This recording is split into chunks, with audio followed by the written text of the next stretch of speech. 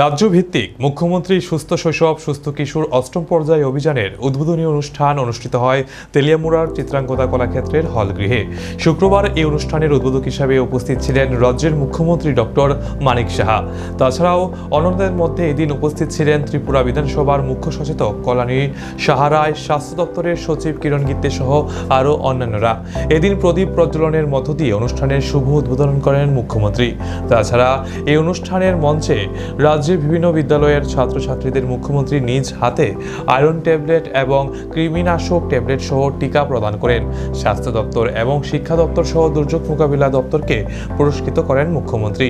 এই অনুষ্ঠানে সাধারণ জনগণের স্বতঃস্ফূর্ত উপস্থিতি ছিল বেশ চোখে পড়ার মতো।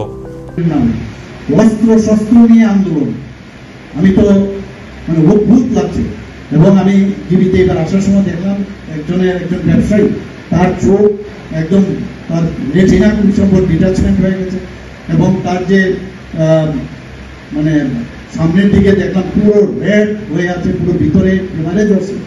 তো সেই জায়গার মধ্যে অনেক সময় আমাদের কি হয় যে তাকে বাইরে রেফার করতে হয়।